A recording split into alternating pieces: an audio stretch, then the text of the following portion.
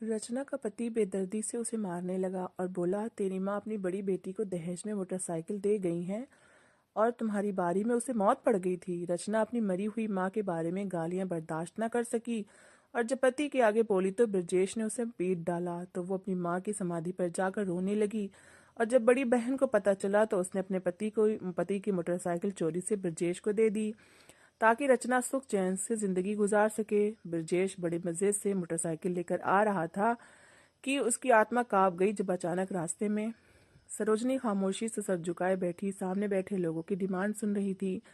उसे तो समझ नहीं आ रहा था कि वो आखिर इनकी इस डिमांड का क्या जवाब दे। वो तो बड़ी मुश्किलों से अपनी बच्ची को थोड़ा बहुत दहेज देकर विदा कर सकती थी, भला लड़के वालों की इस फरमाइश पर उनको क्या जवाब देती। सरोजनी को ऐसे खामोश सर झुकाए देखकर लड़के वाले कहने लगे कि हमने कोई कार तो नहीं मांग ली आपसे, सिर्फ यही कहा है कि मोटरसाइकिल चाहिए, चाहे सेकंड हैंड ही हो, वही मेरे बेटे को दे दे। आखिर ये आपकी बेटी के ही तो काम आएगी। हमारे रिश्तेदारों को भी पता चले कि लड़की वालों ने अपने बड़े दामाद को दहेज में मोटरसाइकिल गिफ्ट की है, इससे आप लोगों की इज्जत ही बढ़ेगी और खैर से विभा की ससुराल में खुश रहेगी। सरोजनी ने जब ये सुना तो हड़बड़ा कर रह गई। उसके साथ तो कोई खानदान की औरत भी मौजूद न थी जो इस बात के बारे में कुछ कह पाती। वो अकेले ही सारे मामला तय कर रही थी, इसलिए कहने लगी कि मैं आपको कल तक सोचकर बताऊंगी। आप तो जानते हैं मैं विधवा हूँ, मेरी बेटियां अनाथ हैं, मेरे पति मेहनत मजदूरी करके ही एक एक पैसा जमा करके गया था। हमारे पास तो इतने पैसे भी नहीं हैं कि बारातियों को खाना खिला सकें। फिर अचानक से मोटरसाइकिल की बात करके आपने मुझे परेशान कर दिया है।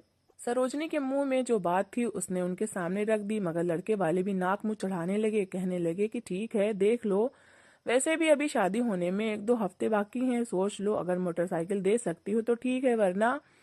इस वरना ने तो जैसे सरोजनी की जान ही निकाल ली थी। वो कहने लगी कि नहीं नहीं, मैं एक अच्छा हल निकालूंगी। कुछ देर बाद लड़के वाले जा चुके थे, जबकि दूसरे कमरे में बैठी हुई विभा और रचना को तो जैसे सांप सूंघ चुका था। दोनों बहनें बड़ी ही खुश थीं, खासकर विभा की तो खुशी की कोई सीमा नहीं थी। उसने तो अपनी शादी और अपने पति को लेकर कई तरह के सपने सजा रखे थे, लेकिन अब ऐन मौके पर शादी से कुछ ही दिन पहले लड़के की मां ने ये डिमांड रख दी कि दहेज में मोटरसाइकिल दे, तो उनके हाथ पांव फूलने लगे। विभा की तो हवाइयां उड़ चुकी थी। जैसे ही मेहमान गए तो दोनों बहनें अपनी मां के दाएं बाएं आकर बैठ गईं। सरोजनी के तो सर से पल्लू भी ढलक कर कंधों पर आ गिरा था। दोनों बेटियों का चेहरा देखकर आंखों में आंसू सजा कर सरोजनी कहने लगी कि बेटा, हम मोटरसाइकिल का इंतजाम कहाँ से करेंगे, हमारे पास इतनी रकम आएगी कहाँ से। तुम्हारे पिताजी जो जमा पूंजी छोड़कर गए हैं उसे मैंने ही तुम दोनों बहनों में बराबर का बांटना है। अगर मैंने आज एक बेटी को दहेज में मोटरसाइकिल दे दी तो कल को दूसरी बेटी के ससुराल वाले भी डिमांड करेंगे। मेरे पास इतनी गुंजाइश नहीं है कि मैं तुम दोनों दामादों को इतने महंगे उपहार देती फिरूं। सभी खामोश हो चुके थे, मगर रचना बोल उठी, कहने लगी कि माँ, जीजा जी बहुत अच्छे हैं, वो अपने माँ बाप जैसे बिल्कुल भी नहीं है। मैं जानती हूँ कि विभा दीदी को अपने घर में बहुत खुश रखेंगे, बस उनकी माँ ही है जो ये लालच कर रही हैं। इसलिए मेरे हिस्से की भी रकम जो आपने जमा करके रखी हुई है उससे एक मोटरसाइकिल ले लें। विभा मना करने लगी, कहने लगी कि बिल्कुल नहीं, तुम मेरी छोटी बहन हो, जो कुछ बंटवारा होगा दोनों बहनों में बराबर का होगा। मगर रचना कहने लगी कि नहीं, ये बात हम दोनों तक ही रहेगी। कल को अगर मेरी साथ शादी होती भी है तो मेरे ससुराल वालों को आखिर कौन बताएगा कि बड़ी बहन को दहेज में मोटरसाइकिल दी गई थी। और जब बात निकलेगी ही नहीं तो वो लोग भी ऐसी डिमांड नहीं करेंगे। जरूरी नहीं कि मेरे हिस्से में भी वैसे ही ससुराल वाले आए जैसे कि दीदी के हैं। ये बात सुनकर सरोजनी भी सोच में पड़ चुकी थी। जब रचना ने बार बार जिद की तो मजबूरन उसने हामी भरनी पड़ी। उसने एक मोटरसाइकिल ले ली और विभा के ससुराल वालों को दे दी। मोटरसाइकिल को देखकर वो लोग खुश हो गए थे। खुशी खुशी शादी की तैयारियां पूरी की गईं और फिर विभा विदा हो गई। सरोजनी के तो सर से जैसे कितना बड़ा बोझ टल चुका था। विभा ससुराल में खुश थी। शुरू शुरू में सास ने थोड़ी बहुत परेशानी दिखाई, मगर उसका पति बहुत ही अच्छा था। उसने विभा के साथ कोई जुल्म न होने दिया और उसे लेकर अपने साथ किराए के घर में शिफ्ट हो गया। बड़ी बेटी की तरफ से तो सरोजनी इत्मीनान में हो चुकी थी, मगर अब उसे रचना की फिक्र सताने लगी थी। अब तो उसकी तबीयत भी कुछ ठीक नहीं रहती थी, अक्सर बीमार रहती, हर वक्त हल्का फुल्का बुखार चढ़ा रहता था, कई बार तो उसके मुंह से खून भी आ चुका था। मगर ये बात उसने अपनी बेटियों से छुपा रखी थी। जानती थी कि अगर ये बात बेटियों को पता चली तो वो दोनों ही परेशान हो जाएंगी। बस भगवान से यही प्रार्थना करती कि बड़ी बेटी तो अपने घर में खुश है, इसी तरह छोटी बेटी भी अपने घर की हो जाए तो वो सुकून से मर सकेगी, उसे अपनी बच्चियों की फिक्र तो नहीं होगी। उसने रिश्ते वाली से कहा कि मेरी छोटी बेटी रचना के लिए भी रिश्ता देखना शुरू कर दो। मगर हाँ, लड़के वालों को बता देना हमारे हालात क्या हैं, हम लोगों से किसी तरह की कोई डिमांड ना करते फिरें, क्योंकि मेरे पास इतनी गुंजाइश नहीं है कि मैं लड़के वालों की फालतू फालतू जिदें पूरी करते फिरूं। रिश्ते वाली ने ऐसे ही रिश्ता लाकर सरोजनी को दिखा दिया। रचना ने जब पहली बार ब्रजेश की फोटो देखी तो दिल ही दिल में उसे पसंद भी कर चुकी थी। वो उसका ही हम उम्र लड़का था, शक्ल सूरत में भी काफी अच्छा था, वो भी सुंदरता में किसी से कम न थी। जल्द ही दोनों परिवारों की मुलाकात हुई और रिश्ता तय हो गया। सरोजनी को रचना की सास, ससुर और नंदे बहुत अच्छी लगी थी। उनके घर वाले कम से कम विवाह के ससुरालियों जैसे तो बिल्कुल न थे। लड़के से भी वो मिल चुकी थी, बड़ा ही शरीफ था। जब तक सरोजनी के सामने बैठा रहा उसने सर उठाकर नहीं देखा था। वो तो संतुष्ट हो चुकी थी कि जैसे बड़ी बेटी अपने घर में खुश है, ऐसे ही छोटी बेटी भी अपने घर में खुश रहेगी। रिश्ता तय हुआ और फिर सादगी से शादी करके रचना को अपने घर से विदा कर दिया गया। हालांकि लड़के वालों से नाम कही सही, मगर सरोजनी ने पूछा था कि अगर वो दहेज में कुछ लेना चाहते हैं तो बता दें। मगर ब्रजेश की मां ने रचना को अपने साथ लगाते हुए कहा था कि आप अपनी सबसे कीमती चीज हमें दे रही हैं, हमारे लिए यही काफी है, इससे ज्यादा हमें आपसे किसी चीज की कोई डिमांड नहीं। हमारे घर में हर चीज मौजूद है, वो लोग भी बस खाते पीते से ही थे, संबंध रखते थे, ज्यादा अमीर न थे। रचना दुल्हन बनी बेड पर बैठी अपने पति का इंतजार कर रही थी। दिल में कई तरह के ख्याल आ रहे थे, वो खुद ही सोच सोच कर मुस्कुराने लगी थी। वो घूंघट ओढ़े बैठी थी कि जब उसका पति कमरे में आया। वो जैसे ही कमरे में दाखिल हुआ तो दरवाजा बड़ी जोर से बंद किया था। दरवाजे की आवाज पर तो रचना कांप उठी थी। वो चलता हुआ अंदर आया और आकर सबसे पहले अपने सर पर पहने हुए सेहरे को एक तरफ फेंका था। अगले पल वो अपनी शेरवानी के सारे बटन खोलकर धीरे से ऊपर को चढ़ा चुका था। यह सब कुछ रचना घूंघट से देख रही थी। ब्रजेश बेड पर धड़ल्ले से बैठता हुआ कहने लगा कि कितनी गर्मी है, मेरी तो सांस बंद होने लगी है। तब उसे एहसास हुआ कि उसकी दुल्हन उसकी हरकत से काफी परेशान सी हो चुकी है, तो उसने अगले पल अपनी आस्तीनें नीचे की थीं, अपने बटन बंद करके हंसने लगा। कहने लगा कि वो दरअसल गर्मी इतनी है कि मुझसे बर्दाश्त नहीं हो पाया, इसलिए मैं इस हुलिये में आ गया। रचना को तो अपने पति की हरकत पर थोड़ी बेचैनी सी महसूस होने लगी थी। खैर, ब्रजेश ने उसका घूंघट उठाया और फिर कितनी देर बगैर कुछ बोले उसे देखता रहा। रचना को लगा कि शायद उसका पति उसकी सुंदरता में खो सा चुका है। उसे समझ नहीं आ रहा है कि वो उसकी तारीफ में कैसे शब्द कहे। रचना दिल ही दिल में मुस्कुराई थी कि देवी अगले ही पल ब्रजेश जो कुछ बोला वह सुनकर रचना का दिल जल गया था। वो कहने लगा कि सच में इतनी खूबसूरत हो, या सारा पार्लर वाली का कमाल है। इतना कहने के बाद ब्रजेश जोर से हंसा था। ये सुनकर तो जैसे रचना को लगा था कि उसके मुंह पर किसी ने थप्पड़ मार दिया हो। वो हड़बड़ा चुकी थी, चेहरे पर पसीने की बूंदें झलकने लगी थीं। ब्रजेश उसे चुटकुले सुनाने लगा कि वो चुटकुला तुमने सुन रखा होगा, बाहर से तो कोई आईफोन का बॉक्स होता है, मगर जब अंदर से बॉक्स खोला जाए तो निकलता नोकिया का मोबाइल है। पढ़ी लिखी लड़की थी, उसने जिस तरह से अपने पति का सोच रखा था वो वैसा बिल्कुल भी नहीं था। वो तो ये देखकर जैसे रोने वाली हो चुकी थी कि जब उसका पति कहने लगा कि मैं तुम्हें मुंह दिखाई तभी दूंगा जब तुम अपना मुंह धोकर मेरे पास आकर बैठोगी। अरे भाई, मुझे पता तो चले कि सच में तुम सुंदर हो या सारा मेकअप का कमाल है। उसने रचना को उठाया और वॉशरूम में भेज दिया। रचना ने जल्दी से अपना चेहरा साफ किया। जैसे ही बाहर आई तो ब्रजेश उसे देखता ही रह गया। कहने लगा कि हाँ भाई, तुम तो सचमुच ही खूबसूरत हो, मगर इतनी भी नहीं जितना मैंने सोच रखा था। खैर है, अब माँ ने तुम्हारे लिए सोने की अंगूठी दे दी है तो अब तुम्हें देनी ही पड़ेगी, पूरे 20,000 की है। इतना कहने के बाद उसने वो अंगूठी रचना के हाथ में पहना दी। फिर अपने कमरे में मौजूद एक एक चीज जताकर उससे कहने लगा कि देख लो, मेरी माँ ने तुम लोगों से दहेज नहीं लिया। हालांकि मेरी तो बड़ी इच्छा थी कि तुम लोग दहेज में मुझे कुछ दो, मेरी भी ससुराल में कोई इज्जत होती। खैर, मगर खैर से तुम्हारी माँ से तो तुम्हें एक फूटी कौड़ी भी नहीं दी गई। खैर कोई बात नहीं, हम लोग कौन सा खाली हाथ थे, घर हमारा सामानों से भरा हुआ है। ये देखो, एक एक चीज तुम्हारे सामने है, यहाँ पर तुम राज करोगी, राज। अपने पति की ऐसी कड़वी कसीली बातें सुनकर रचना का दिल बुरा हो चुका था। उसने कभी भी नहीं सोचा था कि ब्रजेश उससे ये बातें भी कर सकता है। उसने जिस तरह ब्रजेश को सोच रखा था वो ऐसा बिल्कुल भी नहीं था। रचना के ससुराल में सब लोग बहुत अच्छे थे सिवाय उसके पति के। वो हर वक्त अजीब तरह से उससे बात करता, बात बात पर उसे जताता कि वो अपने मायके से कुछ भी नहीं लेकर आई। हाँ, उसके जताने का तरीका थोड़ा सा अलग था। वो हंसकर मजाक में उसकी इज्जत की धज्जियां उड़ा दिया करता था। शादी के कुछ दिन बाद जब सरोजनी अपनी बेटी से मिलने के लिए आई तो उनके सामने भी ब्रजेश जानबूझकर इस तरह की बातें करने लगा जिससे वो उन्हें एहसास दिला सके कि उन्होंने उसे दहेज में कुछ न देकर दरअसल उसकी अहमियत इस घर में घटा दी है। जबकि ब्रजेश की माँ उसे घूर कर कमरे से बाहर भेज चुकी थी।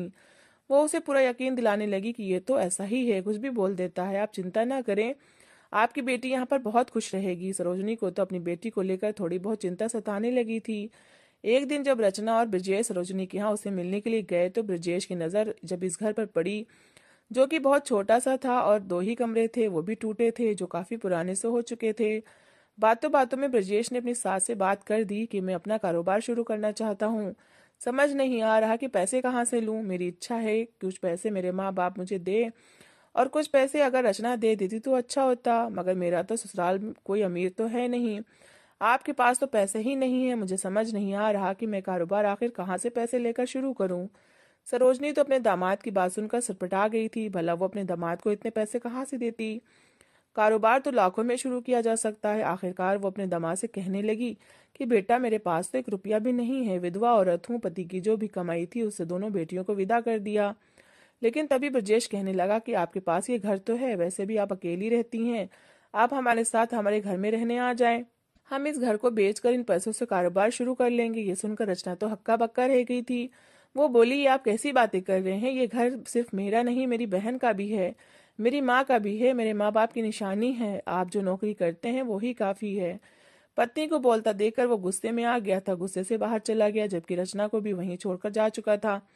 रचना को लगा कि कहीं ब्रजेश उससे यहीं छोड़कर न चला जाए, तो वो अपनी माँ से जल्दी से मिली और फटाफट ब्रजेश के पीछे भागी। सरोजनी परेशान हो चुकी थी। उसने इस बात को अपने दिल पर ऐसा रखा कि हार्ट अटैक आ गया। अगले दिन मोहल्ले की औरत ने उसे फोन करके बताया था कि उसकी माँ का देहांत हो चुका है। वो वहां पर आई थी। दोनों बहनें एक दूसरे के गले लगकर अपनी माँ के मरने पर फूट फूट कर रोती रही थीं। अंतिम संस्कार हो चुका था। ब्रजेश की आंख में तो एक आंसू तक किसी ने नहीं देखा था। इस भीड़ भाड़ में जो रिश्ता करवाने वाली मौसी थी वो ब्रजेश के पास आकर बैठ गईं। यूं ही बातों बातों में वो ब्रजेश को रचना के खानदान वालों की तारीफ करने लगी कि तभी उसकी नजर विभा के पति पर पड़ी। बातों ही बातों में वो उसे बता चुकी थी कि ये जो पहला दामाद है ना, ये तो बड़ा ही अच्छा है, मगर इसके ससुराल वालों ने इनसे मोटरसाइकिल की डिमांड की थी और तुम्हारी स्वर्गीय सास ने बड़ी चाव से अपने बड़े दामाद को मोटरसाइकिल लेकर दी थी। ब्रजेश को, जो ज्यादा ध्यान न देते हुए रिश्ते वाले की हर बात को सुन रहा था, जब उसे ये पता चला तो उसकी तो जैसे सुई वहीं पर अटक चुकी थी, गुस्से से बिफर चुका था। उसी वक्त वहां से चला गया। कुछ दिन बाद जब मेहमान आना शुरू हो गए तो दोनों बहनें अपने अपने घरों में वापस आ चुकी थीं। रचना अपने घर गई तो उसके पति ने उसे बात नहीं की थी। उसे कुछ समझ नहीं आ रहा था। ऐसे वक्त में तो उसे पति को उसका साथ देना चाहिए था, भले वो उससे इतना कटकर क्यों रह रहा है। आखिर वजह क्या है। उसने जब अपने पति से इस बारे में पूछा तो ब्रजेश गुस्से से कहने लगा कि कितनी मक्कार और चालाक किस्म की औरत हो तुम। मैं तुम्हें क्या समझता था और तुम क्या निकली। तुम तो बड़ी बड़ी बातें करती थी कि तुम्हारी माँ तुमसे बहुत प्यार करती हैं, तुम उनकी छोटी बेटी हो, उनकी लाडली हो। ये उनकी मोहब्बत थी कि दहेज के नाम पर तुम्हें एक आना तक नहीं दिया। अचानक से एक बार फिर दहेज की बात पर वो हड़बड़ा सी चुकी थी। कहने लगी कि क्या मतलब, मेरी माँ मर चुकी हैं, उनसे जितना बन पड़ा उन्होंने किया, और वैसे भी मेरे दहेज से आपका क्या संबंध। ये तो एक लड़की को उसके माँ बाप की तरफ से उपहार होता है, वो उसको देते हैं। अगर कोई चीज चाहिए तो अपने माँ बाप से कहिए। पहली बार जब रचना को जुबान चलाते हुए ब्रजेश ने देखा तो वो उसे बालों से पकड़ चुका था। बालों से पकड़ने के बाद एक के बाद एक कई थप्पड़ उसके मुंह पर मारे और कहने लगा, कमीनी औरत, जबान चलाती है मेरे आगे। तेरी जुबान खींचकर मैं कुत्तों को न डाल दूं। तेरी हिम्मत भी कैसे हुई पति से जुबान चलाने की। दोनों को लड़ता देखकर सास वहां पर आ गई थी। अगले ही पल बेटे को दूर करके उसे थप्पड़ मार दिया। कहने लगी कि क्यों बहू के पीछे पड़ा हुआ है, अब कौन सी आफत आ पड़ी जो उसको मारे जा रहा है। माँ को बीच में आता देखकर ब्रजेश कहने लगा कि पूछो इससे। अरे, इसकी माँ ने अपने बड़े दामाद को दहेज में मोटरसाइकिल दी थी। जब मेरी बारी आई तो वो लोग कंगाल हो गए। ये सुनकर तो सास की भी आंखें हैरत से फटी की फटी रह गई थीं। कहने लगी कि क्या सच में तुम लोगों ने बड़े दामाद को दहेज में मोटरसाइकिल दी थी। रचना तो रोने लगी थी। ना जाने ये बात ब्रजेश को कैसे पता चल गई थी। वो अपनी सास को सब कुछ बताने लगी कि किस तरह दीदी के ससुराल वालों ने डिमांड की थी, इसलिए मजबूरन उन्हें सब कुछ करना पड़ा। सास भी वहीं से आंखें फेर चुकी थी। कहने लगी कि वाह, चलो हम लोगों ने नहीं मांगी, तुम्हारी माँ खुद ही दे देती। दोनों दामादों में फर्क तो कर दिया ना उन्होंने जाते जाते। हमारी तो उनकी नजर में कोई कदर ही ना थी। सास को भी बदलता देखकर रचना और परेशान हो गई थी। वो सारी रात बैठकर रोती रही। उसकी जिंदगी ने कैसे मोड़ ले लिया था। अब तो हर बार ब्रजेश उसे यही ताना देने लगा था कि तुम्हारी माँ ने मेरे साथ धोखा किया है, उसने मुझे मोटरसाइकिल नहीं दी, तुझ जैसी कंगाल को मेरे सर पर थोप दिया।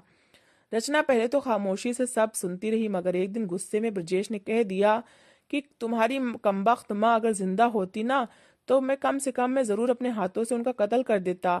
मनहूस मारी का मैंने क्या बिगाड़ रखा था जो मुझे मोटरसाइकिल तक नहीं दी। अपनी माँ के बारे में ये सुनना था कि रचना चीख पड़ी, अपने पति को धक्का देकर कहने लगी, खबरदार, जो तुमने मेरी माँ को गाली दी तो मैं तुम्हारा मुंह नोच लूंगी। इतना सुनना था कि उसी पल ब्रजेश ने बाहर से कपड़े धोने वाला डंडा उठाया और रचना को पीटना शुरू कर दिया। मार मारकर उसके हाथ थक गए और रचना भी होश खो चुकी थी। सास ने आकर बेटे को रोका, उसे संभालने लगी कि जो कुछ होना था हो गया, अब इस तरह की हरकतें करके क्यों इसका कत्ल करना चाहते हो। कितनी ही देर तक रचना बेहोश पड़ी रही। सास ने उसके मुंह पर पानी डाला तो उसकी आंखें कुछ खुली थीं।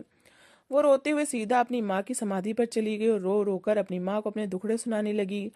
आखिर कर भी क्या सकती थी। तभी रचना की बड़ी बहन विभा वहां पर अपनी माँ की समाधि पर फूल चढ़ाने के लिए आ गई। जब उसने अपनी बहन को वहां इस हालत में देखा तो उसे सीने से लगाकर पूछने लगी कि तुम्हारी हालत किसने की है। रचना ने रोते रोते अपनी बड़ी बहन को जब सब कुछ बताया तो वो परेशान हो चुकी थी। विभा का पति दरअसल दूसरे शहर में नौकरी करता था, इसलिए 1 महीने बाद ही यहाँ पर चक्कर लगाया करता था। तब तक मोटरसाइकिल घर में पड़ी रहती। विभा ने जब ये सुना तो सोच में पड़ गई। फिर कहने लगी कि तुम फिक्र मत करो, ये मोटरसाइकिल ब्रजेश को दे दो, वैसे भी मेरा पति यहाँ पर होता ही नहीं है। जब वो 1 महीने बाद वापस लौटेगा तो मैं कोई न कोई बहाना बना दूंगी।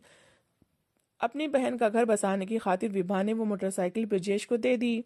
ब्रजेश तो खुशी से फूला नहीं समा रहा था। मोटरसाइकिल लेकर जैसे ही वो घर आने के लिए निकला तो रास्ते में ट्रैफिक ज्यादा था। मोटरसाइकिल चलाने का उसे कोई खास अनुभव नहीं था, बस अपने दोस्तों यारों के साथ ही कई बार अपने गांव के मैदान में मोटरसाइकिल की प्रैक्टिस किया करता था। यहाँ पर ट्रैफिक में उससे मोटरसाइकिल संभाली न गई और उसका बुरी तरह से एक्सीडेंट हो गया। कितनी ही देर तक वो खून में से लथपथ सड़क पर पड़ा रहा।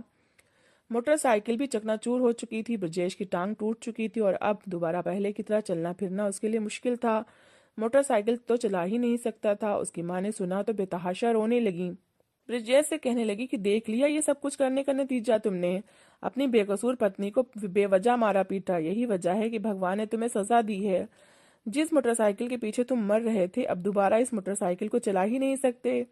ब्रजेश भी शर्मिंदा हो चुका था। रचना से माफी मांगने लगा और वो मोटरसाइकिल जो कि विभा के पति की थी इसकी भरपाई करके दोबारा से उसे वापस कर दी। भले ये बहुत बड़ा हादसा था मगर इस हादसे के बाद ब्रजेश को अकल आ चुकी थी। उसने अपना रवैया रचना के साथ ठीक कर लिया था। तो दोस्तों, इस कहानी को लेकर आपकी क्या राय है कमेंट बॉक्स में जरूर बताएं और अगर कहानी अच्छी लगी हो तो प्लीज लाइक करें।